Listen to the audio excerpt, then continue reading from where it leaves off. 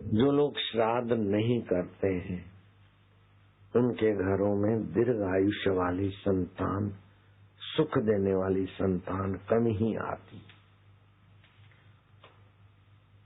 जिनके जीवन में श्राद्ध का महत्व नहीं पता, वे लोग बड़े घाटे में रहते हैं। एक पारसी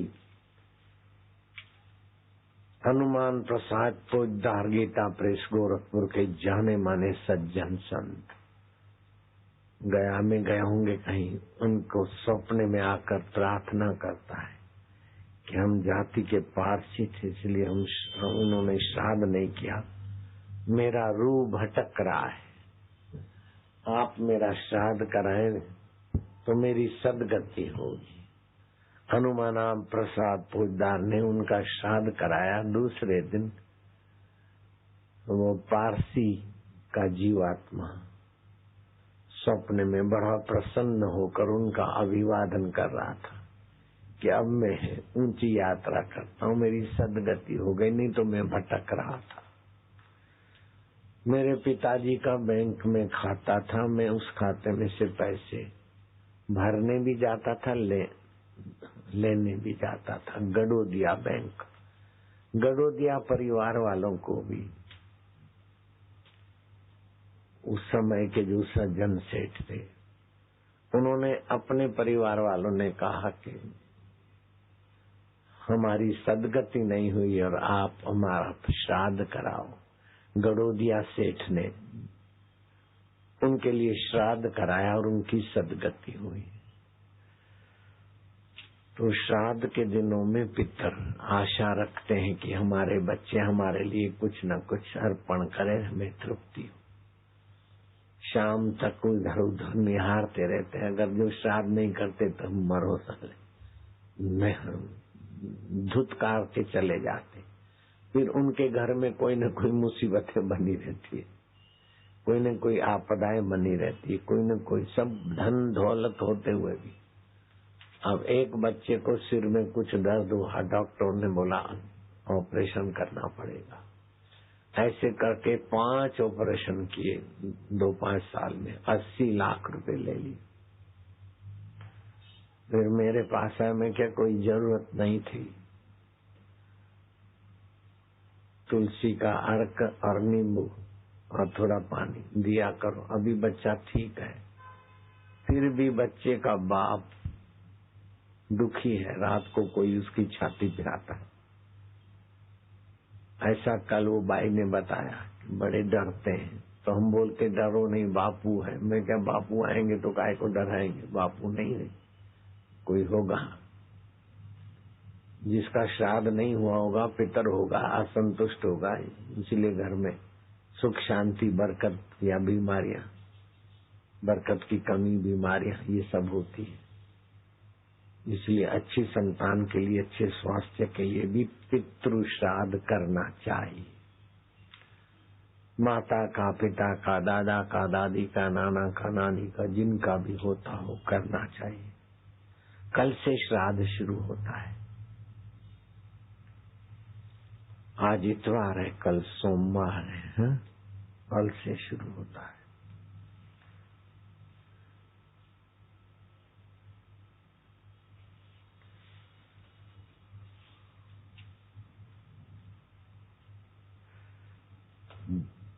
और श्राद्ध कर्ता को दीर्घ आयु, स्वस्थ जीवन, धन धान्य, यश, ओज से भर देता है।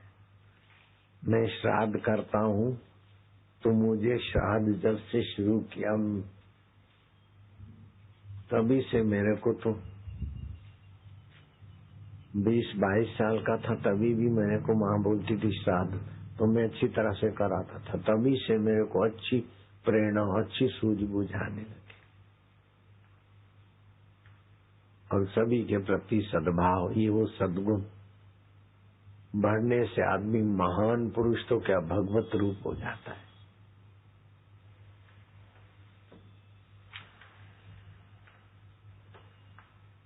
अश्विनी मास के कृष्ण पक्ष में पितृ पक्ष, महालय पक्ष बोलते हैं। श्रद्धा से जो किया जाता है पूर्वजों के लिए उसे श्राद्ध कहते हैं।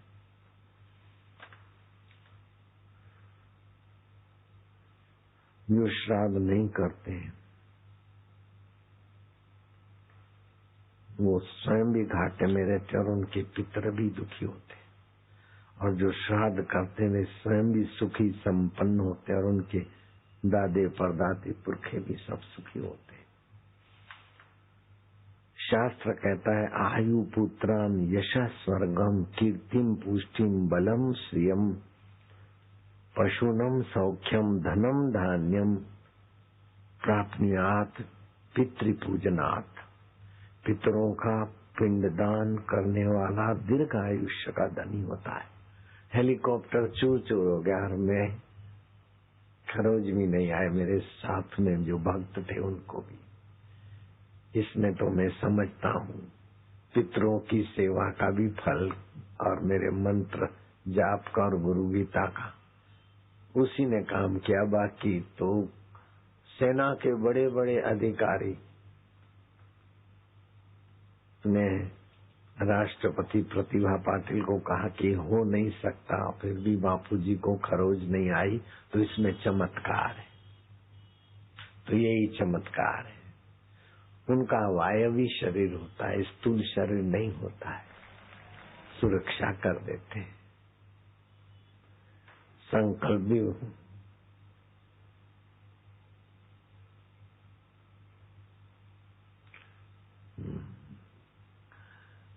आज जो पूनम दर्शन के निमित्त आए, थोड़ी देर तो भले श्राद्ध की बात सुनो, फिर धीरे धीरे खिसकना। शरीर के तो रोग मिटते हैं, जहाँ दवाई नहीं पहुँचती वहाँ पंचगव्य की औषधि पहुँचती। पंचगव्य औषधि भी है और टॉनिक भी है और भगवत प्रसाद भी है। तुम्हारे नस नाड़ियों में तो पहुंचता है, हड्डियों तक की बीमारियों को पंचगव्य उखाड़ के फेंक देता है।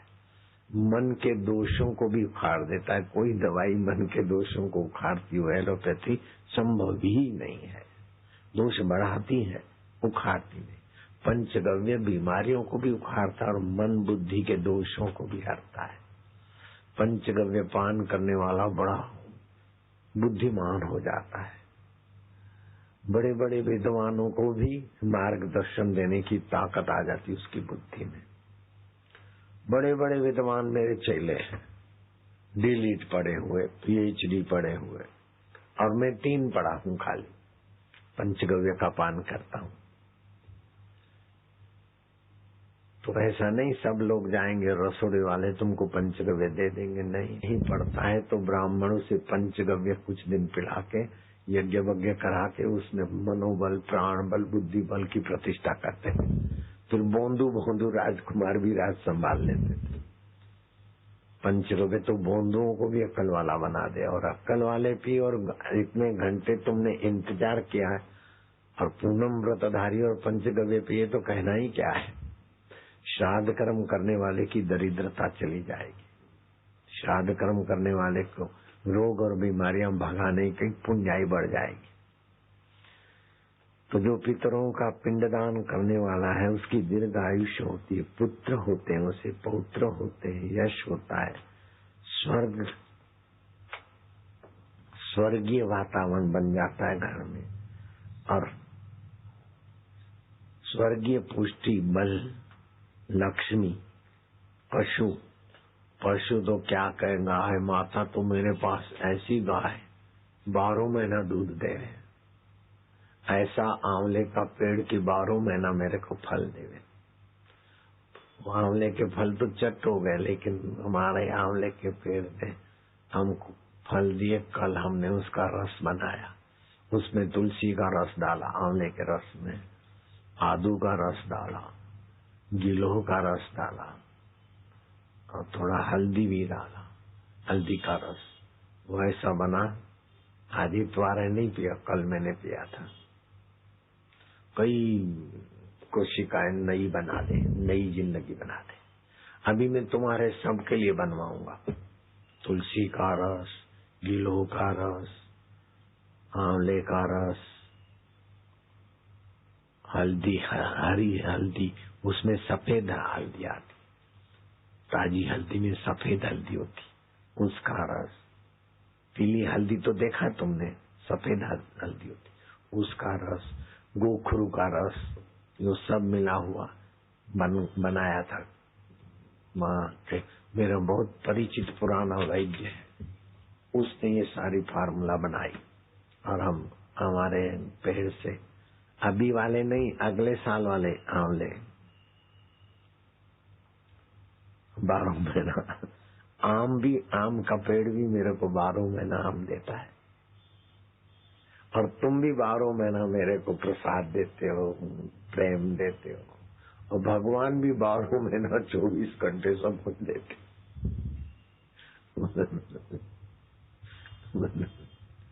जो श्राद्ध करता है और दूसरों की भलाई करता है, उसको दूसरे लोग देने से भी उनका भी पुण्य हो जाता है, आनंद हो जाता है, बड़ा सुखद जीवन हो जाता है। शिव जी से पार्वती ने पूछा कि कुछ लोग तो बस थोड़ा सा श्रम करते नहीं करते, उनके पास धन, धान्य, यश, पुत्र, परिवार, पशु दूध भी ज्यादा देवे, वृक्ष फल भी देवे, ऐसे लोग होते हैं। और कुछ लोग तो ऐसे होते हैं कि दिन रात मेहनत करते, फिर अच्छा रहने का, खाने का ठीक ठाक है, लेकिन जूझते रहते थोड़ा बहुत। और कुछ लोग तो ऐसे हैं कि सुबह से रात तक जूझते रहते, अपनी कोठी नहीं, अपना मकान नहीं, समाज में कोई इज्जत आबरू नहीं, तंदुरुस्ती का कोई ठिकाना नहीं, सूझबूझ का कोई ठिकाना नहीं। ऐसे लोग देखे जाते हैं। तो सब मनुष्य, माया तो ये है, तो मनुष्य है, लेकिन कुछ तो उत्तम सुख सुविधा यश भोग को पाते, कुछ मध्यम को पाते, कुछ कनिष्ठ साधारण चीजों को पाते, और कुछ बेचारों को कनिष्ठ तर भी चीजें नहीं मिलती। मच्छियां मारेंगे, ये करेंगे, क्या क्या करेंगे, भीख मांगेंगे, फिर भी सुंदर सुहावना रहन सहन खान पीन नहीं हो सकता उनका, ऐसी दशा में। और सृष्टि एक ही परमात्मा की, तो ये भिन्न भिन्न ऐसी दुखद अवस्था वाले जीव क्यों? तो शिव जी ने कहा, पार्वती तुमने लोगों की बुद्धि बढ़ाने और भविष्य में उत्तम सुख, उत्तम भोग पाने के लिए बड़ा सुंदर प्रश्न किया है। जो किसी काल में मनुष्य बने हैं और अच्छे संपर्क में आए हैं, श्राद्ध किया है, दान किया है, पुण्य किया है, बिना मांगे लोगों को कुछ दिया है, उनको बिना मांगे मिलता है, बिना मांगे यश, धन, मान सब उनके पीछे पीछे। और जिन्होंने मांगने पर दिया है, वो लोग खूब करते हैं, कमाते हैं, श्रम करते हैं, साधते हैं, सब रखते हैं, धन दौलत सामान, तो उनको उसी मर्यादा के अनुरूप मिलता है। लेकिन जो दूसरों के भलाई के लिए नहीं करते और श्राद्ध कर्म नहीं करते, पुण्य कर्म नहीं करते, वो परिश्रम तो खूब करते, लेकिन अकल साथ नहीं देती, भाग्य उनका साथ नहीं देता। कैसे कैसे करके अपनी जिंदगी घसीटते, लेकिन जो कभी किसी का श्राद्ध व्राद्ध भी नहीं करते, कुछ देते भी नहीं, तो उनको तो मांगने पर भी नहीं मिलता, ऐसा दुख भोगते। श्राद्ध के दिनों में अपनी शक्ति के अनुसार श्राद्ध करना चाहिए, पैसे ज्यादा नहीं है तो सादगी में ही करें। और समझो सादगी में भी करने की चीज वस्तु लाने की रुपए पैसे की ताकत नहीं, तो साग से भी श्राद्ध करें। इधर उधर से साग काट के आए, लेके आए, उसी से भी करें। साग खरीदने की भी शक्ति नहीं है,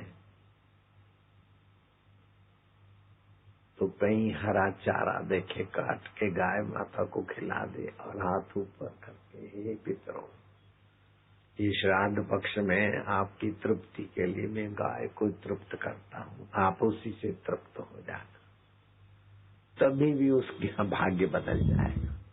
और समझो गाय को घास काट के देने की भी शक्ति नहीं है, सड़कों में रहता है बेचारा, कहाँ जाए घास लेने, कहाँ गाय को खोजने जाए।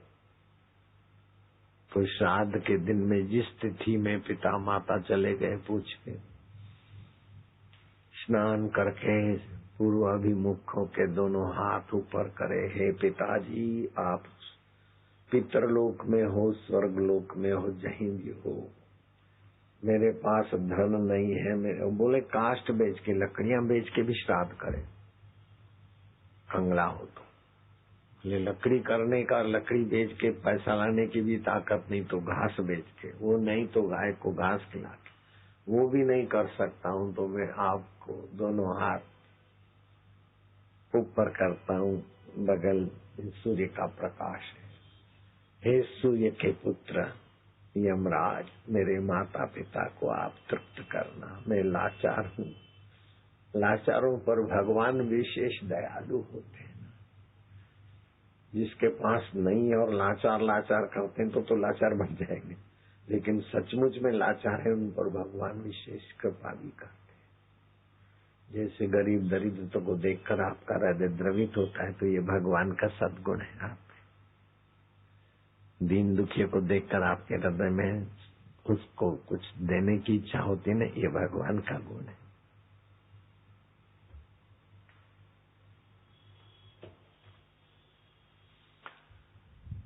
तो मैं कुछ नहीं कर पाता हूँ, हे यमराज, हे भगवान सूर्य, आप सूर्य देव की साक्षी में मेरे पिता, मेरे माता, मेरे दादा, मेरे नाना, उनका नाम लेना चाहिए, उनका नाम, उनके पिता का नाम, उनका कुल गोत्र का नाम लेकर आप उन्हें तृप्त करें, उन्हें संतुष्ट करें।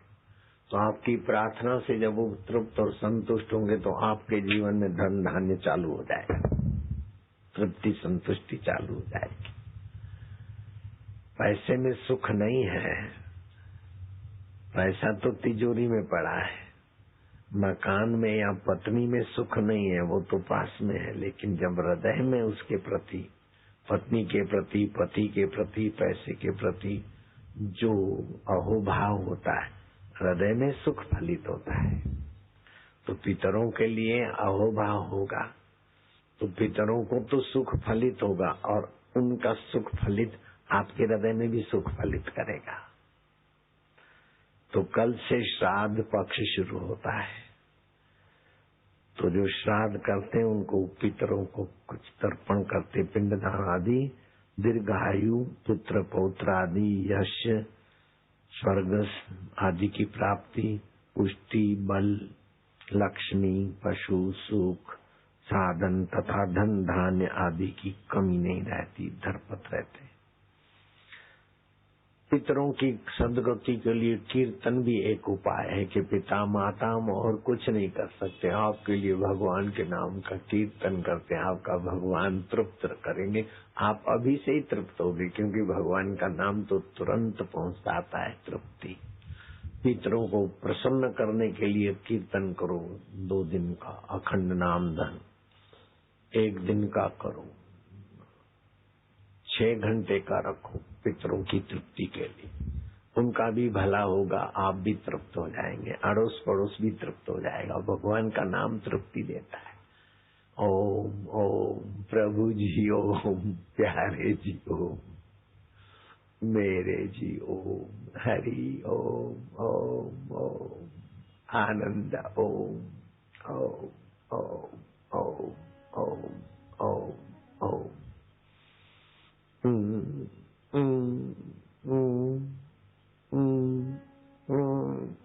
ऐसा भी कर सकते।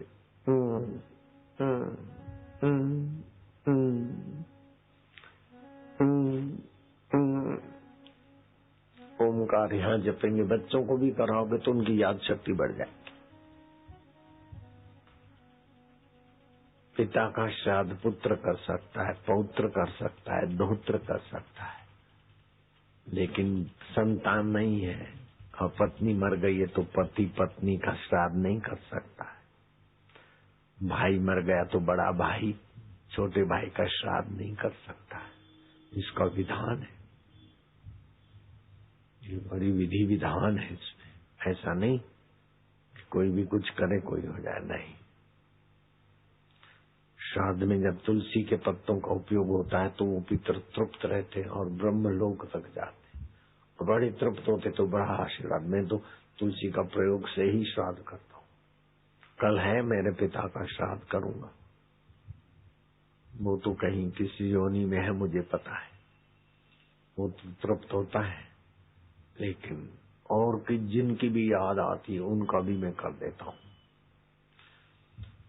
तो मनुष्य में भगवान ने क्या शक्ति दे दी, अरे बाप रे बाप।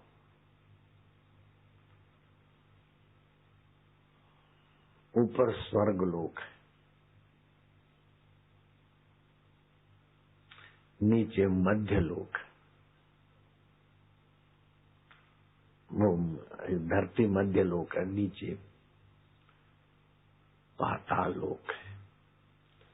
वो पाताल के नाग, यक्ष, गंधर्व, किन्नर, देवता आदि को तृप्त करने की योग्यता भगवान ने मनुष्य को दी और शास्त्र भी दिया है। देवताओं को आप तृप्त कर सकते, पितरों को तृप्त कर सकते, यक्षों को तृप्त कर सकते, किन्नरों को, गंधर्वों को, यहाँ तक कि नागों को भी तृप्त कर सकते हैं। जो जिसका स्वभाव चिड़चिड़ा होता है, गुस्सेबाज होता है, अब मर जाता है, नाग योनि में जाता है, फिर नाग योनि से भटकता रहता है, ऐसों के लिए भी तुम तृप्ति कर सकते हो। जो तुम्हारे कुल खानदान में मर गए उन सबको तुम तर्पण करके तृप्त कर सकते हो। और कल से आने वाली जो सोमवती अमावस्या है, 15 दिन के बाद 15 तारीख को आएगी सोमवती अमावस्या। सोमवती अमावस्या के दिन तो जो भी कुछ सत्कर्म करोगे तो लाख गुना फल होगा, लाख गुना। मैं सोच रहा हूँ कि मेरे सभी आश्रमों में सोमवती अमावस्या को मेरे सभी शिष्यों के पितरों का भी भला हो और शिष्यों के घर में सुख शांति धन धान्य मस्ती माधुर्य आए। जैसा मेरे साथ है ऐसा उनके साथ हो जाए। मेरी छाया को मुझे उठाना नहीं पड़ता, मेरी छाया मेरे पीछे पीछे लगी रहती। ऐसे ही सुख सुविधा ये वो सब मेरे पीछे पीछे। मैंने कभी नहीं कहा ऐसा बनाओ, हो गया, बनाते रहते। मैंने कभी नहीं सोचा कि फरीदाबाद वाले इतने आओ और ऐसे ऐसे करो, आ जाते हैं। और फिर आपको जो बताता हूँ तो आपका भी मंगल। और जरूरी नहीं कि सब आशाराम बापू जैसे लोग आपको माने, नहीं। अंदर में तृप्ति हो, अंदर में स्वस्थ रहने की प्रेरणा है। कल रात को पिस्ता उठाया खाने को, फिर छोड़ दिया। अब कोई मना तो नहीं कर सकता, मेरे को छोड़ दी, नहीं खाया। इधर से जा रहा था थोड़ा महंगा, नहीं खाया। पिस्ता खाते तो उसको पचाने के लिए जठरा काम करती, तो रात को फिर ऐसे ही सो गया। पिस्ता तो क्या खाना, दूध बूध कुछ नहीं पिया। तो सुबह अच्छी तरह से नींद में से उठा और अपना नियम किया और बहुत लोग आए, वो तृप्त होके गए।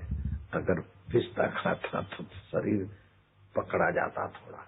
अब पिस्ता चीज ऐसी है, ऐसा नहीं कि एक दो उठाया था, लेकिन फिर मन दो और तो बापू को तो क्या, बेटों को भी कोई नहीं बोलता, तो बापू को कौन बोले।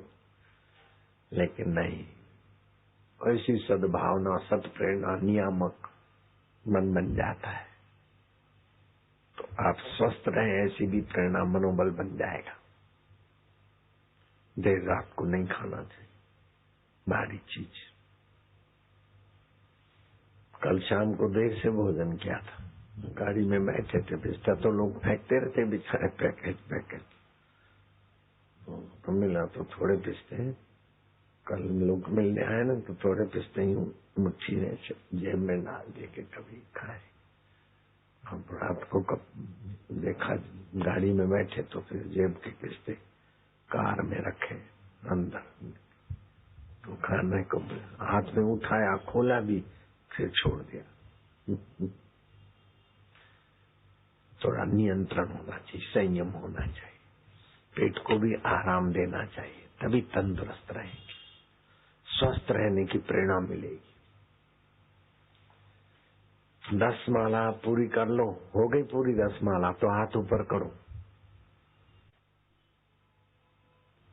ओम तम नमामि गुरुम परम कहता हूँ ना तो गुरु जी के चरण देखे हुए हैं सामने दिखते, और हरि परम तो गुरु जी का चेहरा देखता हूँ कि हरि भी आप हो।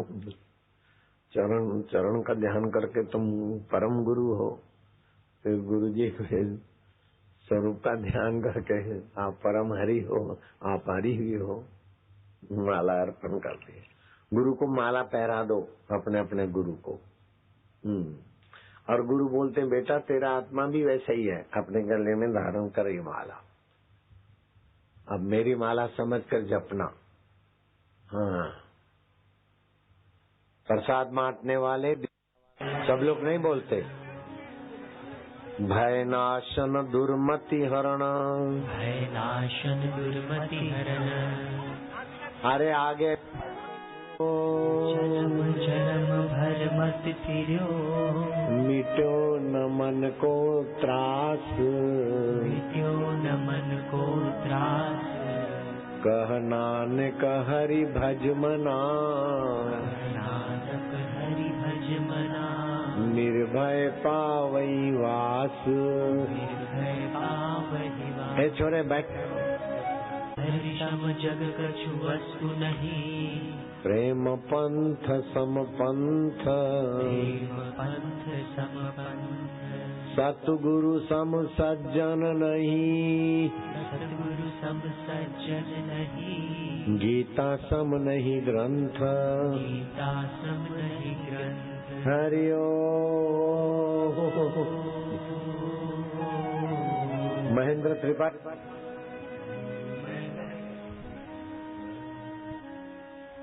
हमारे साधक मंत्र दीक्षा लिया, ऐसे ऐसे अनुभव होते हैं कि अभी नौकरी लात मार के छोड़ दे तो कोई घाटा नहीं इनको।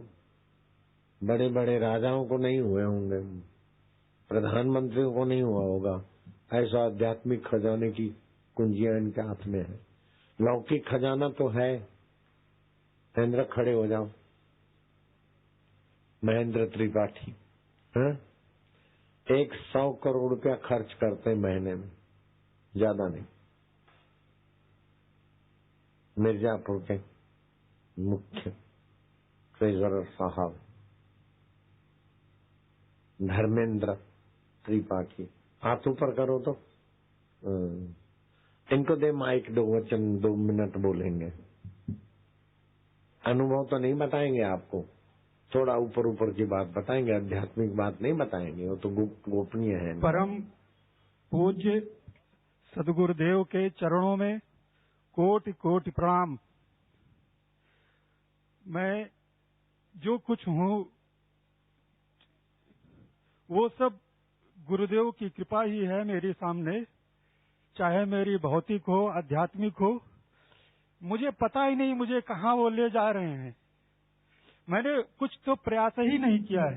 जैसे लोग कहते हैं कुछ प्रयास करना पड़ता है संसारिक चीजों के लिए, उसके लिए आज के 16 साल पहले मैं अहमदाबाद गया था।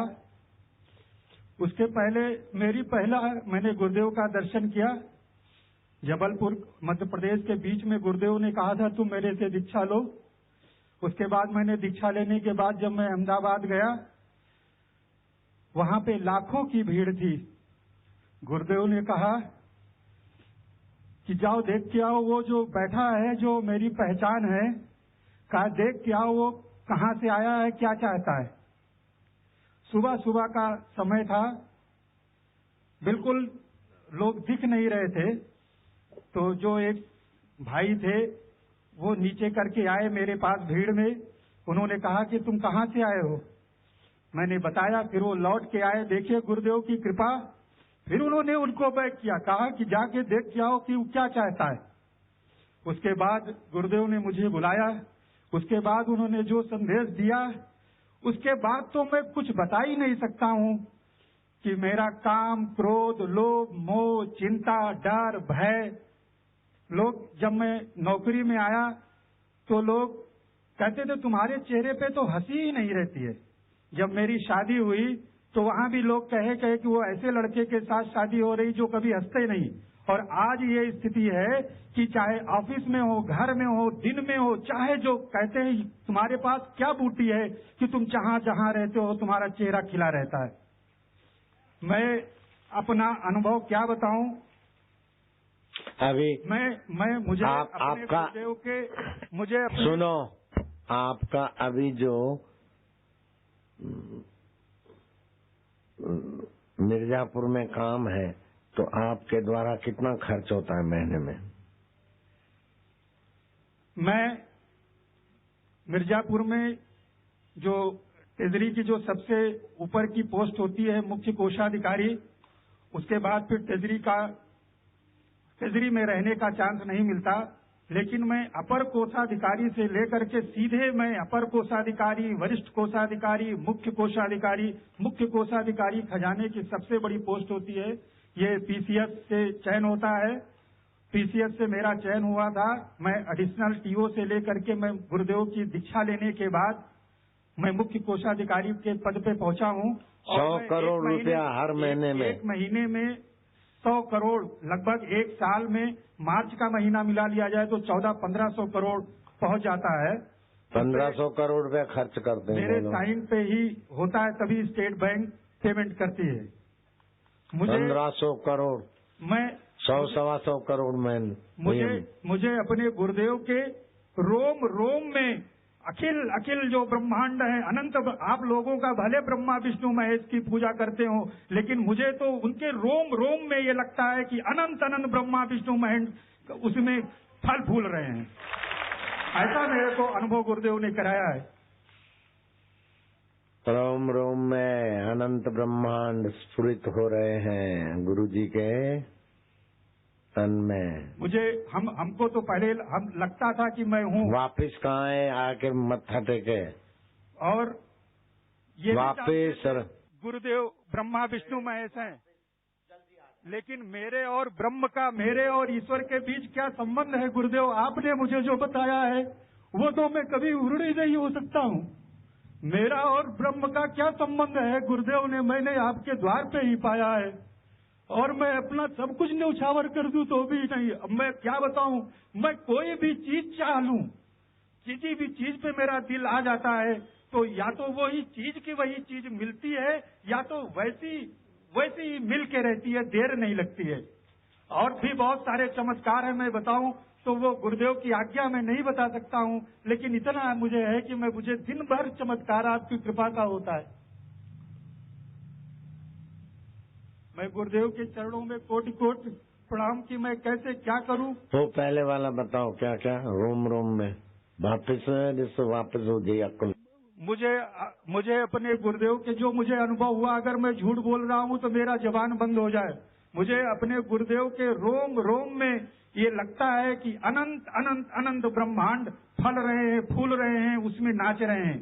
ब्रह्मा विष्णु महेश जैसे आग में चिंगारियां होती हैं, निकलती हैं, ऐसे मुझे लगता है कि मेरे गुरुदेव के रोम में ब्रह्मा विष्णु महेश की चिंगारियां उसी में से निकल रही हैं। बताइए कुल तक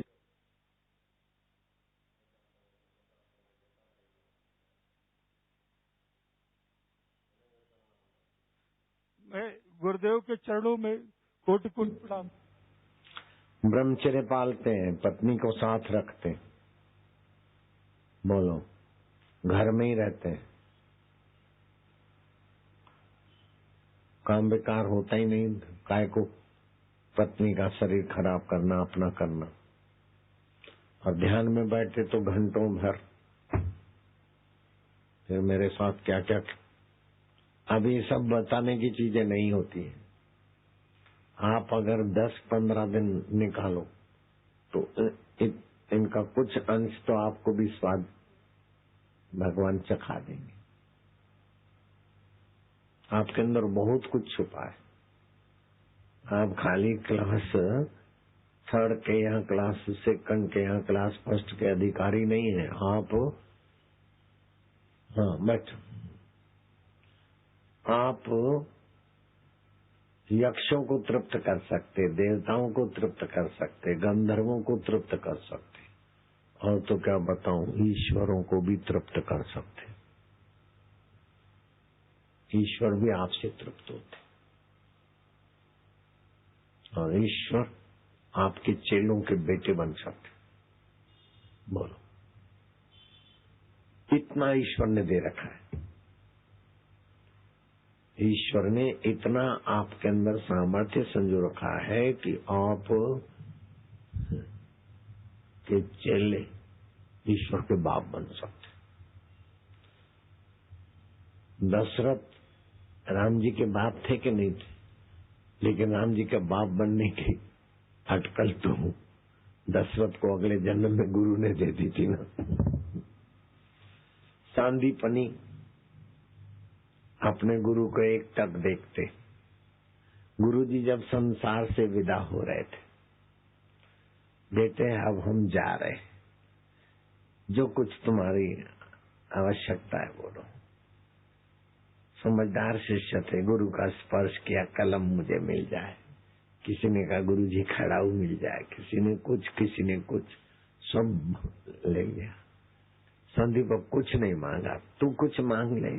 बोले गुरु जी पर्याप्त है आपकी कृपा। बोले फिर भी कुछ मांग ले। गुरु जी को देखकर गदगद हो रहा था। गुरु जी ने कहा कि जो गदगद करने वाला अवतार आया है ना, वो तेरा चेला बनेगा। भगवान कृष्ण तेरा चेला बनेगा। और भगवान कृष्ण सांदीपनी के चेले बने, और सांदीपनी की जमीन में अपना आश्रम है। पहले तो लंबी चौड़ी जमीन थी, फिर समय के धारा पर सब बेचते गए, टुकड़े टुकड़े टुकड़े होते गए। तो अभी अपना सांदीपनी महाराज का जो आश्रम था, उसी धरती पे अपना आश्रम है। औरों के भी हैं थोड़े थोड़े थोड़े थोड़े। पहले तो रहे होंगे 200-500 एकड़, अभी 2-2 एकड़, एक एकड़ में कई आश्रम हो गए। अभी जो उनकी मूल गद्दी परंपरा है, उसी भूमि में अपना उज्जैन में है। नारायण हरि हरि ओम हरि ओम ओम ओम प्रभु प्रभु। मूर्ख हृदय न चेत, यद्यपि गुरु मिलई बिरंची सम। मूर्ख का हृदय फायदा नहीं उठा सकता, ब्रह्मा जी जैसे गुरु मिले तो। मेरा गुरु जी था एक संस्कृत का बड़ा सज्जन था वो। अभी मैं उनको प्रणाम करता। वो मेरे को बहुत आदर की नजर से देखते थे। अब मैं तो उनके पास संस्कृत सीखने जाता और वो मेरे को प्रणाम करते थे। इतने उदार थे, इतने भले थे। वो सुबह नंगे बदन एक लंगोट पहनकर पैदल जाते, साबरमती में स्नान कर दे। कभी कभी मैं भी साथ चला जाता था।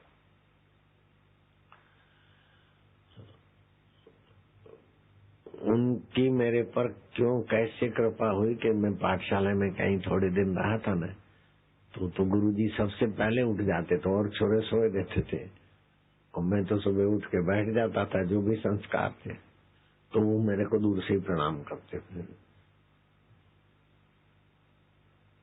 मेरे को पता चला तो मैंने कहा कि आप जाते हैं तो मुझे आज्ञा तो मैं हाँ बोले चलो। तो सुबह मैं भी नहाने जाता था 4 बजे, पैदल पैदल जाते 1.5-2 मील। अंधेरी वातावरण होता था। बतिया म्युनिसिपालिटी की सड़क पर से आसरवा से चलते और साबरमती नदी नहाने जाते।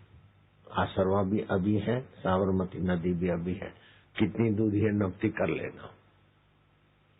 1.5-2 घंटा लग जाते थे नहा के आने में, 2 घंटे तो पक्के।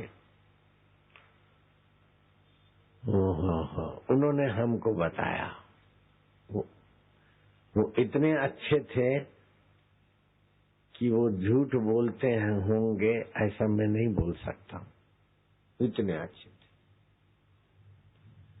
और उनको नीलकंठ महादेव की ट्रस्ट से जो पढ़ाने के लिए वेतन मिलता था उसके सिवा नहीं लेते कुछ। उनकी बेटी की शादी होगी या कुछ होगा मुझे पता नहीं है, लेकिन उन्होंने किसी विद्यार्थी के द्वारा अगर कुछ रुपए मेरे को दिला सको तो अच्छा है। तो मैंने तुम अपना भाग्य माना, वो पैसे उस विद्यार्थी को दिए, गुरुजी की सेवा में लगे। मैं तो साधु बन गया, 10, 12, 15 साल बीत गए। वो रुपए उस महापुरुष ने लौटा के दिए।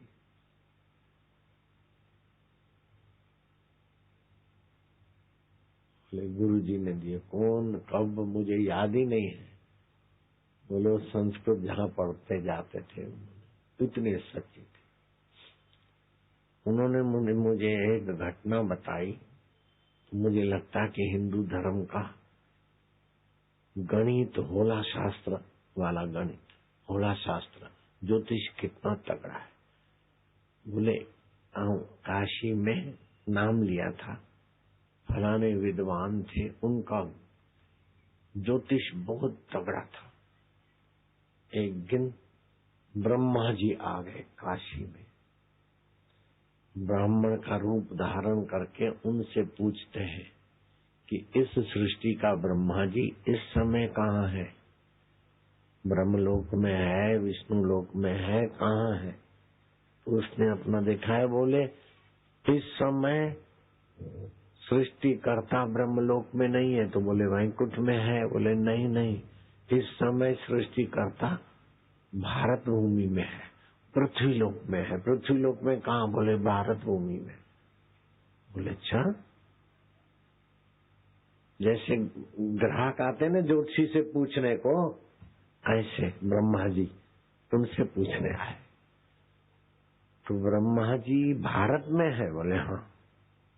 ब्रह्मलोक में नहीं? बोले नहीं। तो भारत में कहाँ? तो काशी क्षेत्र है। अरे काशी क्षेत्र तो यही है, पूछने वाला बोलता है। तो काशी क्षेत्र में कहाँ? लगाया गया। बोले गंगा तट है। बोले गंगा तट तो यही है, इधर कहाँ है ब्रह्मा जी? उसने कहा गंगा तट मणिकर्णिका घाट। मणिकर्णिका घाट तो यही है, कहाँ है ब्रह्मा जी? गणित लगाते लगाते जो पैर पकड़ने गए तो अदृश्य हो गए। हम कितने भाग्यशाली हैं